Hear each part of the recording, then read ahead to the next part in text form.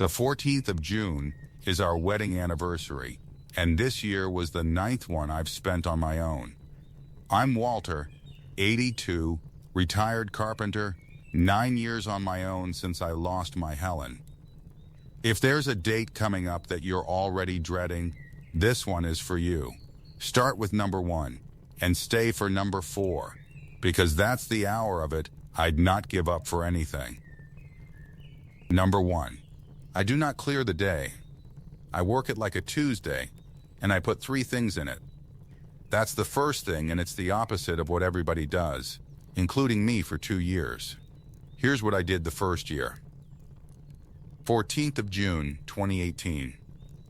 8 months after she died. I cleared the whole day. Told my children I'd be all right. Nothing arranged, nothing to do, no work in the shop, because it seemed to me that a day like that ought to be given over to her entirely, and that doing anything ordinary would be a sort of disrespect. Sat in that chair from about 7 in the morning. It was the worst day of that entire year, and I include the funeral in that. Because a day with nothing in it does not become a day about your wife. It becomes 14 hours in a chair with the whole thing sitting on you and no floor under it and no end to it until you finally go to bed. I did the same again in 2019 on the grounds that I'd not done it properly. Same result. Worse, if anything. So from the 3rd year, I've treated the 14th of June as an ordinary day with 3 specific things put into it. And it has been better every single year since. And I'd not go back to the other way for anything. If you're walking this road alone, subscribe so you don't have to walk it alone. All right, number 2. At about 7 in the morning, I go out and stand in front of the lupines, and I've got about 10 days a year to do it. And I'd say why it works. Because it took me until about the 5th year to understand it, and it isn't distraction. The 3 things are not there to keep me busy. That was my first theory, and it's wrong. They're there because a day needs edges. An ordinary Tuesday has edges built into it. You get up at a time, you go out to the shop at 9, there's a supper at 6. You don't notice any of it, because it's simply the shape a day has. Clear all of that away, and you've not made a day about your wife. You've made 14 hours of open ground with a man standing in the middle of it, and grief will use every inch you give it. 3 fixed things put the edges back. 7 in the morning at that bed. 11 at that church.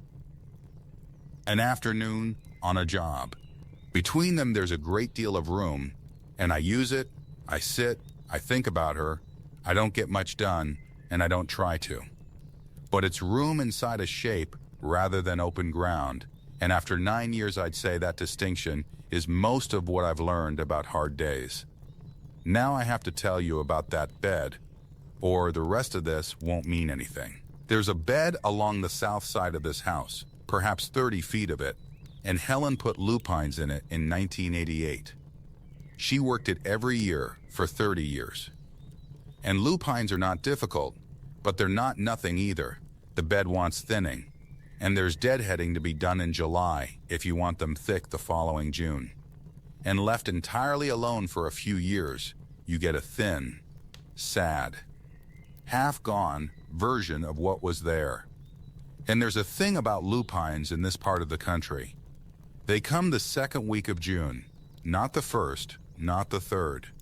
The 2nd week of June, more or less every year, they're at their absolute best. And then it's over by the end of the month.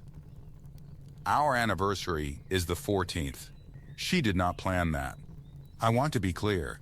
She planted that bed 25 years into a marriage, and I'd bet a good deal she never once made the connection. She wanted lupines, and lupines were what went in. But for 30 years, on our anniversary, the best thing this property does was doing it right outside that window. And neither of us ever remarked on it in all that time. I noticed it the 1st June after she died, standing at that window in a bad state, and the whole south side of this house was that particular blue. and it very nearly took my legs out from under me. Now, the third summer after she died, I nearly let that bed go. I want to be honest about that. I'd been out there once, half-heartedly, and I stood looking at it in August and thought quite seriously about letting the whole thing revert to grass. It would have been easier, and I told myself something that sounded reasonable at the time, which was that they were hers, and it wasn't the same anymore.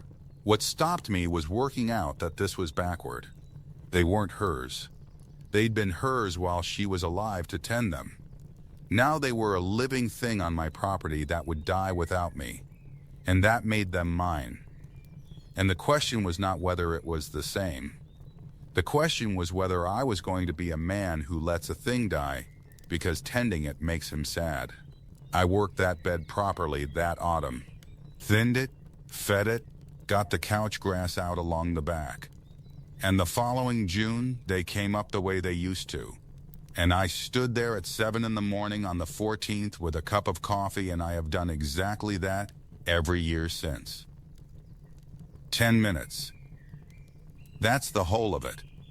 A man standing in front of a flower bed at 7 in the morning in June. And I'd say this to anybody who's got a date and a thing that belong to them. Tend it. Whatever it is. A bed. A workshop. An instrument. A recipe. Not as a memorial. As a thing that would die. Because a memorial asks nothing of you and gives nothing back.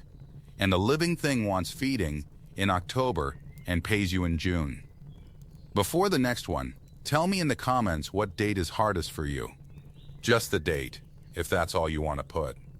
I'd like to see them, and I think a good many people will be surprised how much company they've got on their own particular day. I read every single comment, and I answer as many as these old hands allow. And I'd say something about the 10 minutes themselves, because it isn't what people imagine. I don't think about her particularly. That surprised me, and it surprises people when I say it. I stand there with a cup of coffee, and mostly I'm looking at the bed the way a man looks at a piece of work. Whether the blue's as good as last year, whether the back of it wants thinning again. There's a corner at the West End that's been thin for 2 years, and I've not sorted it, and I stood there this June thinking about that corner for a good while. That's what it actually is. An old man assessing a flower bed.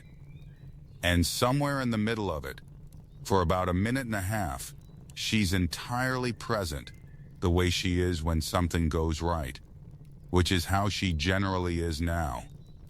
Not sadly. That's the part I'd want people to know. The lupines are the least sad 10 minutes of the 14th of June, and they're the first thing in the day, and I think that's part of why the day works now. You start it with the best thing on the property, doing the best thing it does, because of a decision a woman made in 1988. There's one more piece of number 2, and it's practical. I keep that bed going for about 2 hours of work a year. That's the whole cost. An afternoon in the autumn, thinning and feeding, and about 40 minutes of deadheading in July. I mention the number because I know exactly what stops people. It's not sentiment. It's the idea that taking a thing on means taking on a great deal. 2 hours a year for 30 feet of the best blue you have ever seen, going on 9 years now with no sign of stopping. Whatever theirs was, find out what it actually costs before you decide you can't. It's nearly always less than the picture in your head. And the picture in your head is doing a good deal of work to keep you from having to feel anything about it. Number 3. In the afternoon, I do one job off her list. She never wrote a list. I want to be clear about that. There's no piece of paper anywhere in this house. But she had a way of mentioning things. That's what a long marriage produces. A woman goes past a thing for the 40th time and says something about it. Not as a request and not as a complaint, just as a remark. That door's always stuck. We ought to do something about that corner. That window's never opened properly since we put it in. And a man says yes, and gets to some of them, and does not get to others, and after 54 years, there are perhaps a dozen sitting there unattended. I can hear about 9 of them. word for word, in her voice, which I mostly cannot hear anymore for anything else. So every 14th of June I do one. The first one was that door, the back door, which stuck from about 1994, and which she mentioned probably 200 times over 20-odd years. Took me an afternoon. Off the hinges, planed the edge, rehung it. Second year, it was the shelf in the pantry that was 3 inches too high for her, which I'd been told about since roughly 1979. I lowered it. I'm the only person who uses that pantry, and it is now set at a height for a woman who is not here, and I'd not have it any other way. Third year, a window on the north side that never opened right. Then the corner of the sitting room. Then a cupboard door. Then the step out the back, which she'd said was too narrow, and which was. I'd built it wrong in 1971 and been going down it sideways for 50 years. 9 years, 9 jobs. Now here's what I did not expect, and it's the reason number 3 is on this list. This house is measurably better because of a woman who has been dead 9 years. Every one of those jobs was a real improvement. That door works. That step is safe, considerably safer than it was, which matters at my age more than it did at 30. That window opens. She was right about every single one of them, and I never got round to any of them while she was alive to enjoy it. And now the house that she pointed at for 54 years is slowly becoming the house she described. That's a strange thing to be doing at 82, and it's the best hour of the 14th of June, and I'll go on doing it until I run out of them. I've got perhaps 3 or 4 left that I can still manage. After that, I'll have to think of something else, and I've got a while yet. Now, I'd tell anybody to go and find their version of that list, and I'd tell them to do it soon, because there's a thing about it that runs out. I can hear 9 of them. 9, in her voice word for word. 9 years ago, I could have given you 20. I'm certain of that. And in another 5 years, I'd guess it'll be 5 or 6. Because that's what happens, the surface goes, and her voice has been going for about 6 years and there's nothing to be done about it. So write them down. That's what I'd say. Not the jobs. The way she said them. Because the job is just a job, a door is a door, and anybody can plane a door. And what makes the 14th of June worth anything is that I can hear her saying, that door's always stuck in the particular way she said it, which was not a complaint, and was not quite a joke either.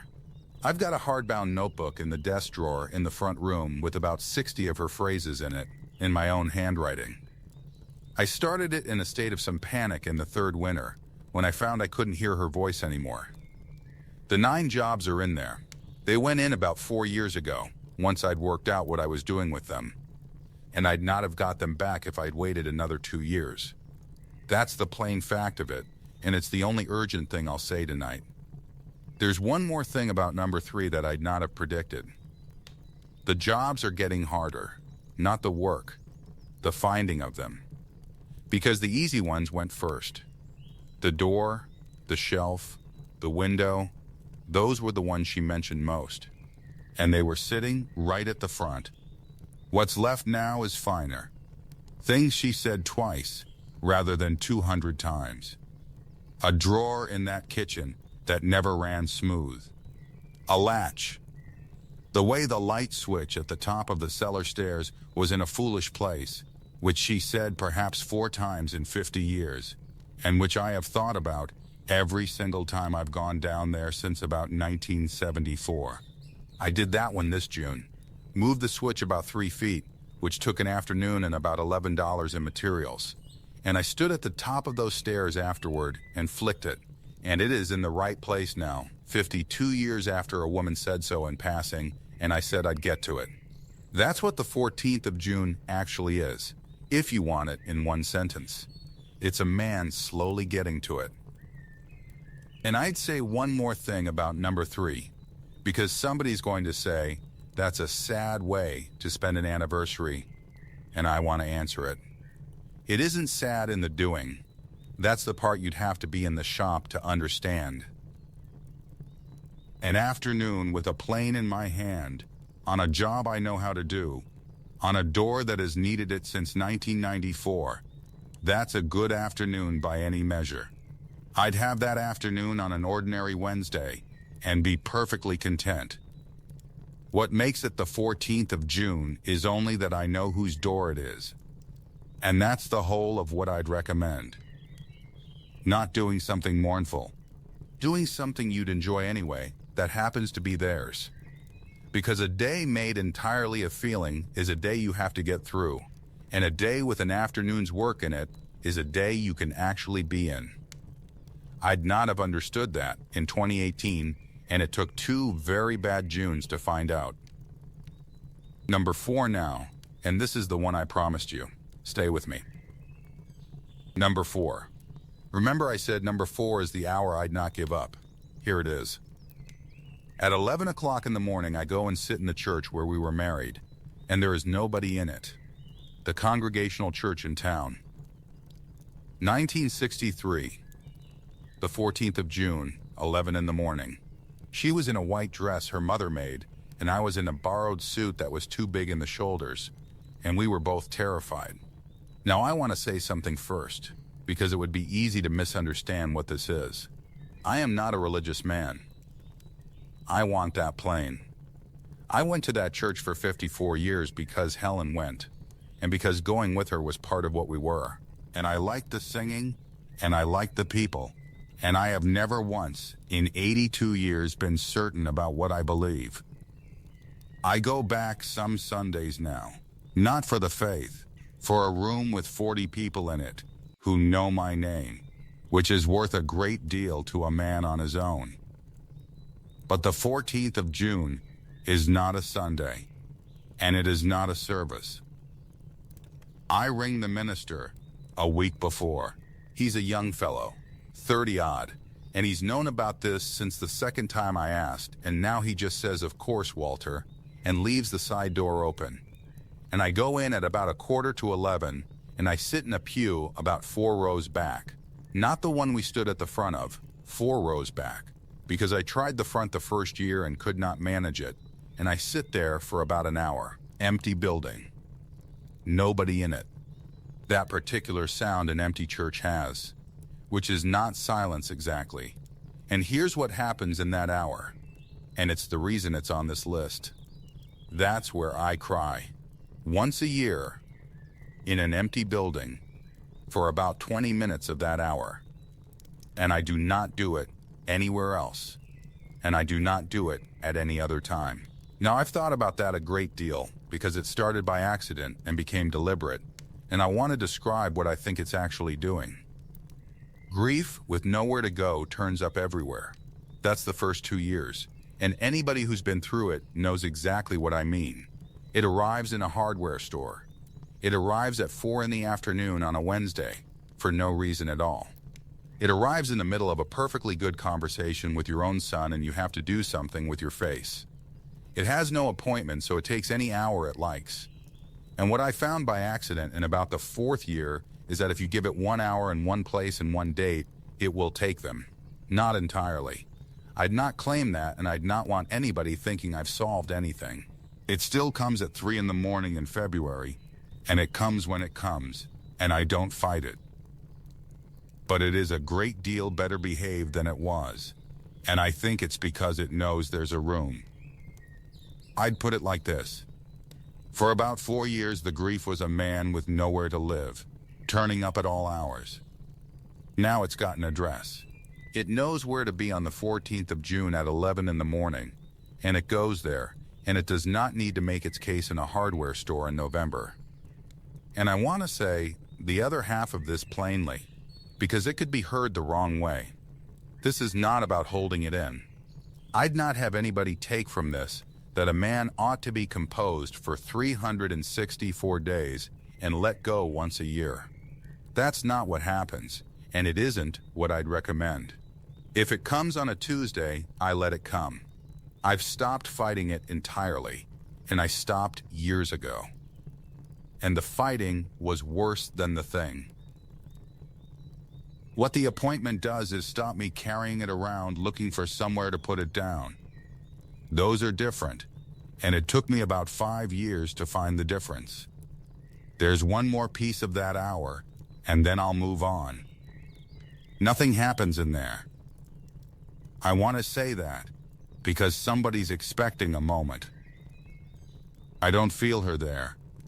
Nothing is revealed. I sit in a pew in an empty building for an hour, and mostly I think about ordinary things, the drive over, the state of the paint on those pews, the fact that the third window on the left has needed reglazing since about 1998, and somewhere in the middle of it, about 20 minutes of something else.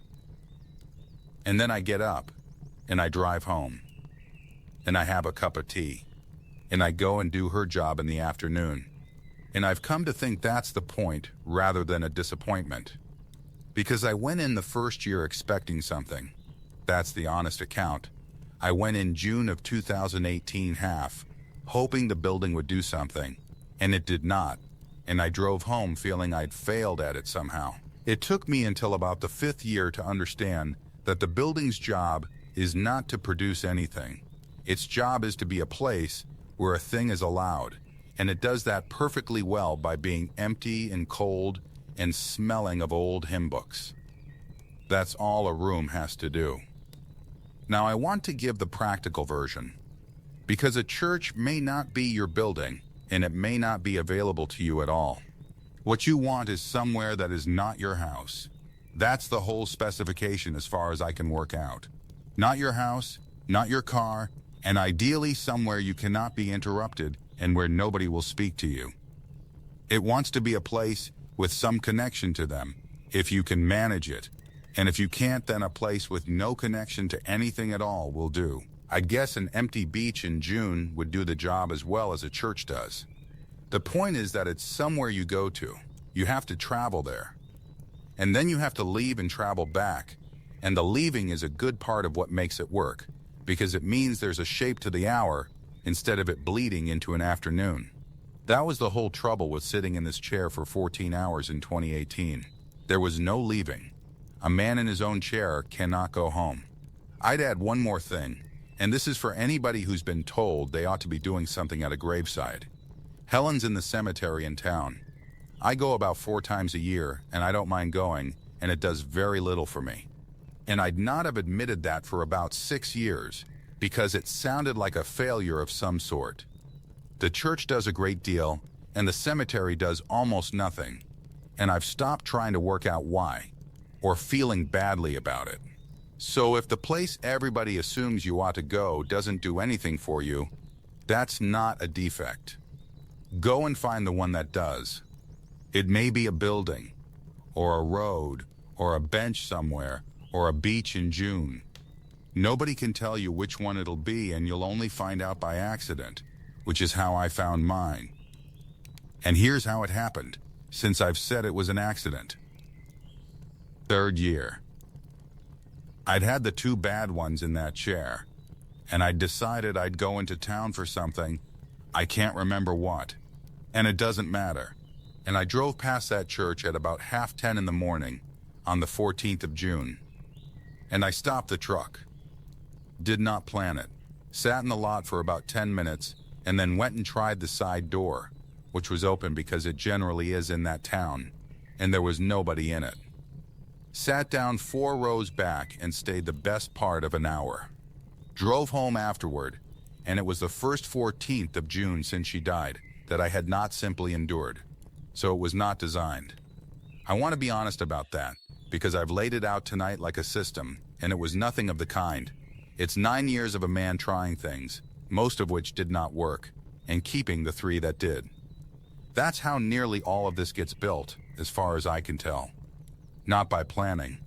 By a fellow doing something slightly different in his 3rd year and noticing that the evening was better. That's the whole of it. That's the hour. And I'd not give it up for anything, and I could not tell you exactly why. Number 5. And in the evening, 3 people ring me, and not one of them has ever said out loud that they do it. That's the last one, and it's the reason I made this talk. Here's what happens on the 14th of June every year. My son rings. David. He's 58, he's in Portland, and he rings me every Sunday of his life, and has done for 9 years. The 14th is not always a Sunday. He rings anyway. And he has never once said anything about it.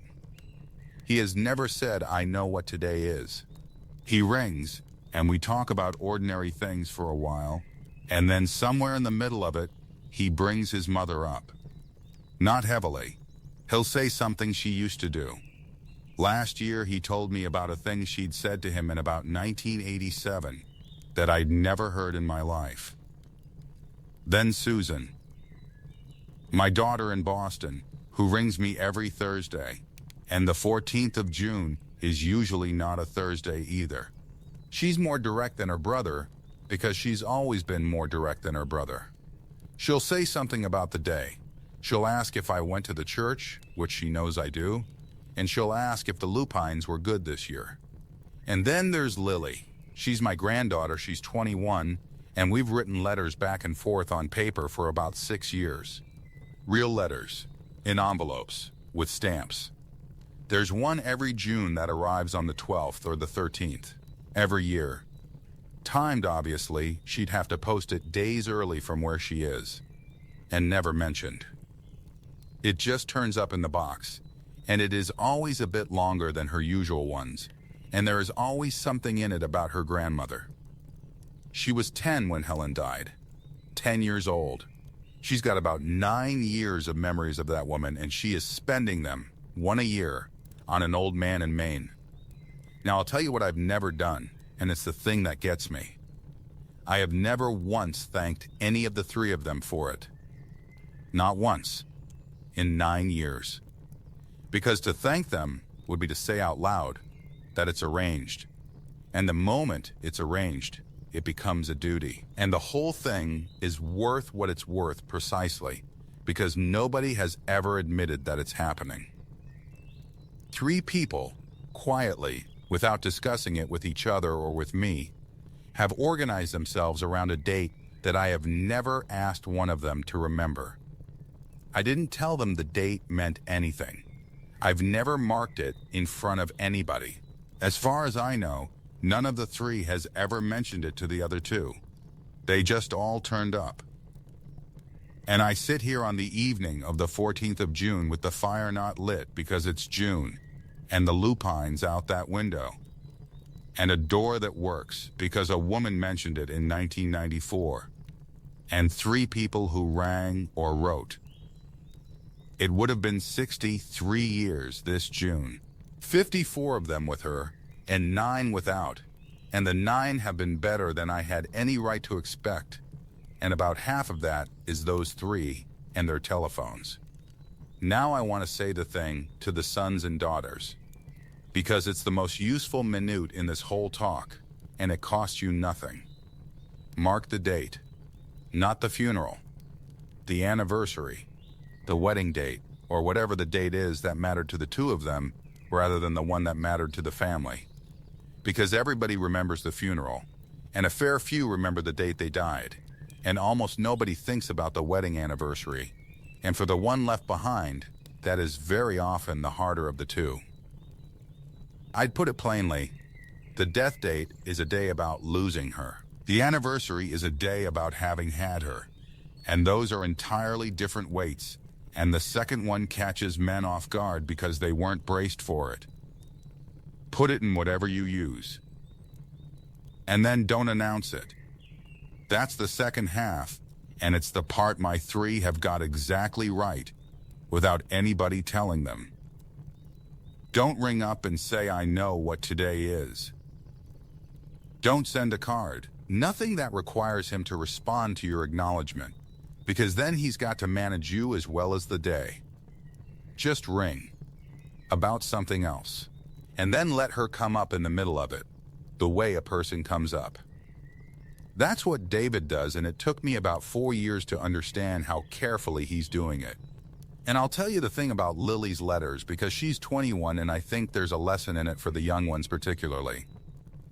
She was 10 when her grandmother died. 10 years old. She has got, by my reckoning, a handful of real memories of that woman. A few afternoons, a few summers, the sort of thing a child keeps. And she is spending them, one a year, on a June letter to an old man in Maine. That is a finite supply, and both of us know it, and neither of us has ever mentioned it. Some years she'll run out, and I'd guess she'll write about something else, and I'd not think a thing of it. But here's what she's actually doing, and I don't know whether she knows.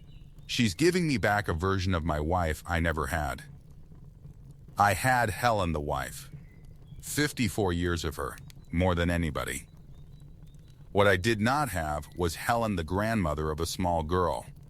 And that woman existed for about 10 years in this house, and I was in the building for most of it and saw almost none of it. Because a man doesn't watch his wife with a child the way the child does. Every June, I get a piece of a woman I was married to for 54 years and never met. So if you're young and you've lost a grandparent, write to the one who's left. Not about how they're doing, about the one who's gone. Tell them a thing you remember that they weren't there for.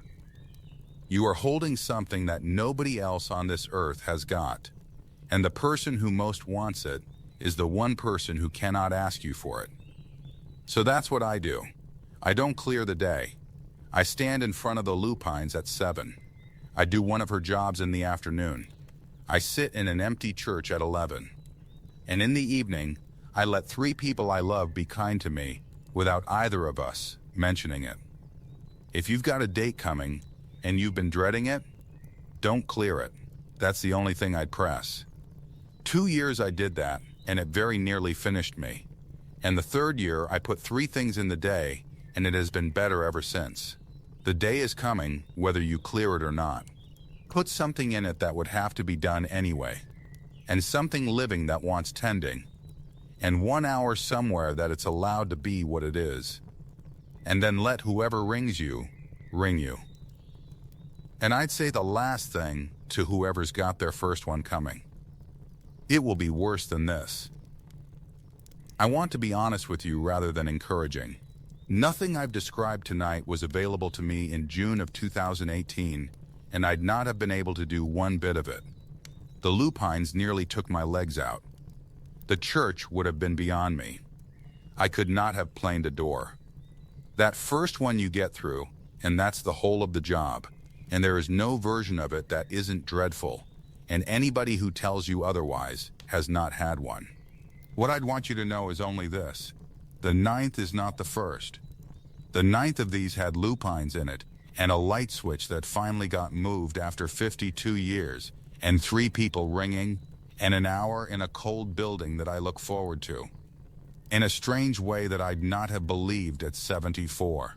It gets built. Not quickly. And not on any schedule. And not by waiting. But it gets built. And the day comes round every year and gives you another go at it. If the hard part for you isn't the date, but the missing itself, the plain fact of one particular person not being in the house, I made another talk about exactly that, about the 5 completely different things we all call loneliness, and the one of them that hasn't got a cure. It's right there on the screen. The kettle's still warm. I'll see you there.